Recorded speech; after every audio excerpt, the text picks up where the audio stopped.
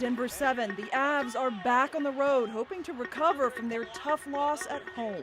They're a good team. They're in the Stanley Cup Finals for the third year in a row, and it's not supposed to be easy. They only need one more win to clinch the cup, making Game 6 do or die for the Tampa Bay Lightning. Gave ourselves a chance to win, didn't get it done. Now we got to go on the road and win a big game. Plus, chaos at an Avs watch party after fans stormed the gates to get inside. The gate was breached. I was standing right there. We're hearing from organizers about what happened. Thank you for watching Denver 7 News at 5. I'm Jacqueline Allen. And I'm Brian Wang. We start out with some breaking news tonight. We're just learning that Tivoli Quad will not be hosting a watch party tomorrow for Game 6. And this is part of the reason why. Take a look at this video I filmed from Tivoli Quad last night. It was absolutely out of control at certain points. People plowing right through fences when the venue stopped letting people in after reaching capacity of 10,000 people. This happened at about 7:30 p.m. Vendors were told to stop serving alcohol at this time to prevent things from getting even more out of hand. Denver 7's Veronica Acosta joins us live from Tivoli Squad. And Veronica, you spoke to the organizers of the party about what happened. Yeah, and they said there will be no official watch party here behind me at Tivoli Quad for Game 6. They said they ended up making that decision for a couple of different reasons. Part of that was the breaching of the fence that you all saw on video there. But there were some other reasons as well. 10,000 people. That's the number deemed safe for the Avalanche official watch party at Tivoli Quad. The excitement and energy for our Avalanche was palpable. On Friday evening, that number was reached minutes before the puck was dropped, but some fans decided they were getting in no matter what. Fans outside the gate felt like they just couldn't wait to be on the quad anymore, and they were reaching a point that they were going to breach the fence. The gate was breached, and I was standing right there. The fans ran immediately onto the quad and to join the rest of the fans.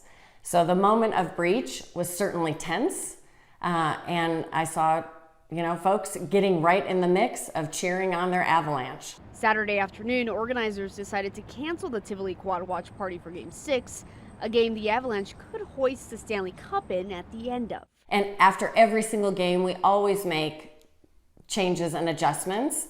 That's because of what happened here, but other reasons as well, leaving some Avs fans hoping the party will go on there sometime in the future. Another game-winning goal in the playoffs. That would be a terrific experience for everybody to be there. So I really hope that it's going to be a possibility for them. Yeah.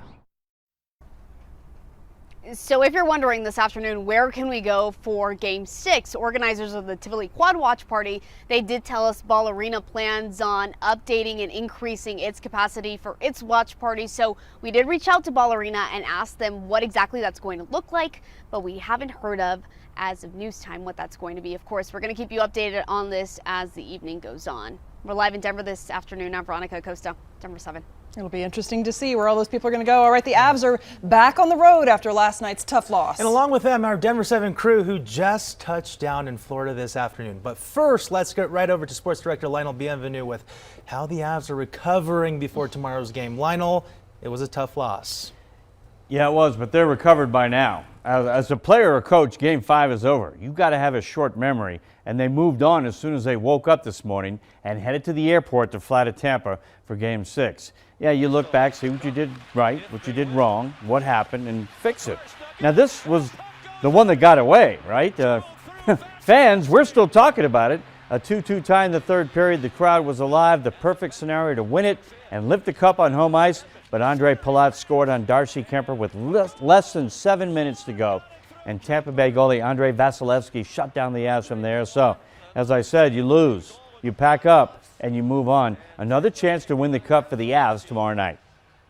Just turning the page and moving on to the next night. Like we've preached it all year. Our guys have done a fantastic job of moving on after wins and losses and staying focused and in the moment. We've discussed that for quite a bit. So it's really just a mental reset and then get yourself rested and ready to go.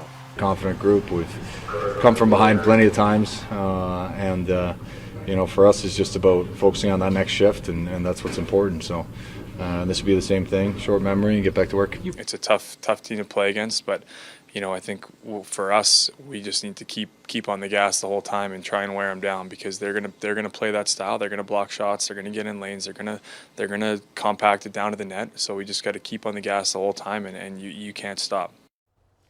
This series, remember, the Avs jumped up 2-0 and then led 3-1 into Game 5. It felt like the Avs were always in control of this series, and the Lightning were just hanging on by a thread. But now at 3-2, going back to Tampa, it just feels a little bit uneasy. So we got team coverage in Tampa for Game 6, starting with news anchor Jason Grenauer. Jason? Yes, good afternoon to you, Lionel and Jacqueline and Brian and everyone at home from a kind of overcast, yet still very humid, still very muggy Tampa. We weren't sure if we were going to have to come back here. I'm sure a whole lot of Avs fans were hoping we weren't going to have to come back here, yet here we are, just about 24 hours away from Game 6, just up the Riverwalk here at Amalie Arena. The Cup will once again be in the building, and you know who else will? Denver 7 sports anchor Nick Rothschild, who joins me now for some hard-hitting analysis. Nick, a couple of quick yes or no questions, because we know a lot more going into Game 6. We know that Darcy Kemper is going to be starting in goal. Yes. We know that Nazem Kadri is going to be playing. Yes. And we know that the Avs can win on the, at times, slushy ice at Amalie Arena. Yes, we just saw it 2 games ago. That's why we bring this guy to Tampa Bay, Nick Nailed Rothschild, who will have much more coming up in sports. We will have you covered starting tomorrow morning, all through pregame and then postgame here, where once again the Avs have a chance to lift the cup, this time on away ice. I'm sure there are still some Avalanche fans. We'll track them down tomorrow, and we will be with you tomorrow throughout the day ahead of that all-important Game 6 here in Tampa. But for now, reporting live from Tampa, I'm Jason Grenauer. Send it back to you in the studio. All right, thank you, Jason. It's overcast here too, but it feels really nice. Sorry. Yeah, and I'd like to note, Jason and Nick, they both got their polos on. Guys, is this vacation? Do us a favor. Send us a text message hour by hour so we make sure you guys aren't having too much fun out there. Have a good one, guys. We'll see you guys soon. All right, Denver 7 is your home for the 2022 Stanley Cup Final. Our coverage of Game 6 starts tomorrow at 7 a.m. Join us again at 5:30 tomorrow night for our special pregame show. After the game, stick around for our postgame coverage, followed by Denver 7 News at 10. All right, we want to talk about the big major drop in temperature today. Storms starting to roll in across the Front Range. That's right. Let's get right over to Katie LaSalle. Katie, it's always nice to see some rain during these hot summer months. Yeah, and relief in those temperatures. Feeling very comfortable out there today. Daytime highs only in the low to mid 70s over the metro area, but you can see our averages. We typically see 87 this time in late June, nowhere near the record of 105 set back in 2012. It's a pretty active picture out across Colorado. Mostly cloudy skies here in Denver at the moment, but we are seeing some storm and shower activity just off to the west. More rain moving into Rocky Mountain National Park as we speak for the I-70 drive to and from the mountains, Central City, Idaho Springs, and Georgetown. Seeing some of those showers. Our strongest thunderstorm currently over Woodland Park. No severe warned storms, but that monsoon moisture is bringing rain to our Sangre de Cristo mountain range right now. Tomorrow, we do have the chance for a few spotty showers early on. So for the Pride Parade, expect a cool morning, only in the low 60s by 10 o'clock. And for any Avs fans watching the game in and around Denver, chance for thunderstorms. Once again, I'll break it down hour by hour and exactly how much rain we're expecting over the metro still to come. All right, thank you, Katie. Police are investigating an overnight fire and vandalism at Life Choices in Longmont. This is a Christian pregnancy center, and fire crews responded here near Mountain View and Baker Street just after 3 a.m. They say it was damaged heavily by fire and smoke. Now, the front was also covered in graffiti in support of abortion. Anyone who lives nearby with surveillance cameras, they're asking them to check to see if they caught anything on camera. And protesters are gathering across the country this weekend after yesterday's decision to overturn Roe v. Wade. That includes here in Denver, where a protest is planned at the Capitol tonight at 7 o'clock. This comes as many states are already putting full abortion bans into effect, and ABC's Jay O'Brien has the latest. A day after the Supreme Court's decision to overturn Roe v. Wade, protesters back on the court's front steps. Abortion rights activists filling the streets in Los Angeles. In Iowa, a truck seen here driving into an abortion rights protest, leaving one person injured. And in Arizona, police officers firing tear gas into a crowd of protesters from the windows of the state capitol. Hours after the court's decision, abortion made illegal in 8 states, most with so-called trigger laws designed to ban the procedure if Roe were ever overturned. That number expected to rise. The court's ruling now leaving it up to individual states to make their own abortion laws and ending a half-century of Supreme Court precedent. Justice Samuel Alito, writing for the majority, the Constitution makes no reference to abortion and no such right is implicitly protected by any constitutional provision. Anti-abortion rights groups celebrating outside the court Friday. We've been working on this for actually more than 50 years before Roe v. Wade.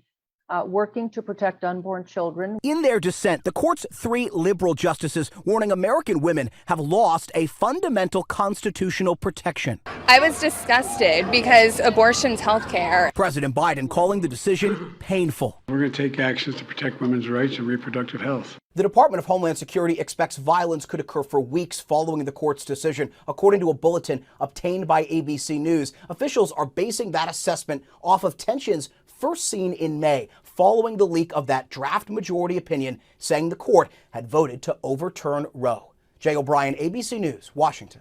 All right, Jay, thank you. Meantime, President Biden signed the Safer Communities Act into law today. It's the first gun control bill to pass Congress in nearly 3 decades. The president signed it early this morning before traveling to Europe. He praised the bill, but noted that it doesn't go as far as it should.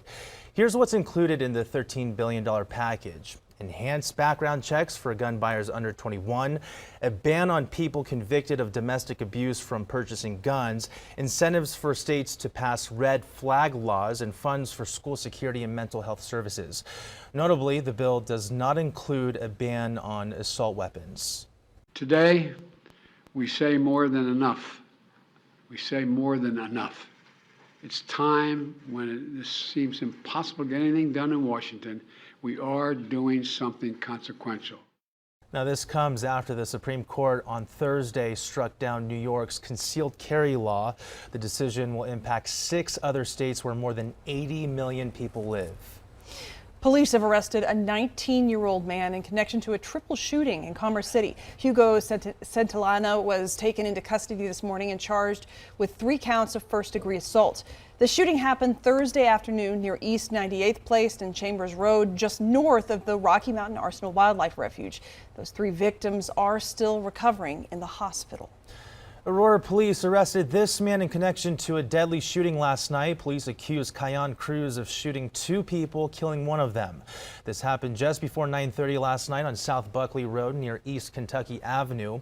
Officers responded to a call there about a man inside of a car who had been shot. They determined the shooting happened at a nearby apartment complex where they found another shooting victim. That man died at the scene. Police also found Cruz at that complex and took him into custody. He's being charged with second-degree murder. Denver's Pride Fest is making its long-anticipated comeback today. Take a look. This is back in person for the first time since 2019. This is a live look right now at what is happening at 14th and Broadway. You can see a lot of people out and about enjoying this nice weather tonight. And you may notice a few things are different this year compared to previous Pride festivals. Denver 7's Christian Lopez takes a look at the brand new area for those who plan to celebrate sober. Thousands in Denver came together on Saturday to celebrate the nation's 3rd largest Pride festival. We're all very excited, yes. It is long overdue, and like all communities, we really have been craving that connection that we haven't been able to have over the last 2 years. So this year we are ready and so thrilled to be together in person. The event attracts over 500,000 people, celebrating Denver's LGBTQ+ community, culture, and history. Taylor Vinther calls it one of the brightest days of the year, a place where people always feel safe and included. I think it's just so important because none of us feel that way half the time at school or at work, and coming into this space and just being able to be yourself and dress however you want is so important. Everything is so chaotic right now, and it's like a place where we can all have similar point of view and know what we're all going through. And for the very first time, the event features a sober park for anyone 18 and over. It features an alcohol-free bar, different booths, and just offers a safe space for those who are choosing not to drink at the event. We are a diverse community. We have many people in our community who are sober or love somebody who's sober, and so this is a wonderful opportunity to come and spend time in an alcohol-free environment. It'll wrap up Sunday with a parade beginning at Cheeseman Park and ending at Civic Center Park. It always feels amazing, right? It's a beautiful opportunity to bring community together and support one another, so it's fabulous. And by the end of the day, it's like you're all family, even though you've never met before. Reporting in Denver, Christian Lopez, Denver 7. And as Christian said, the Coors Light Denver Pride Parade will take place tomorrow morning along Colfax. Many of us will be there marching in it, so wave at us when we see you and pass by, say hi. Denver 7 is a proud sponsor of this year's Pride event. You can visit denverpride.org to see a list of events happening throughout the month. All right, still to come, an iconic Denver restaurant is shutting its doors. Why the Bonnie Brae Tavern is closing after nearly 9 decades. Plus, another historic sporting event is going down in Colorado this weekend. We have a preview of the 100th Pikes Peak International Hill Climb next.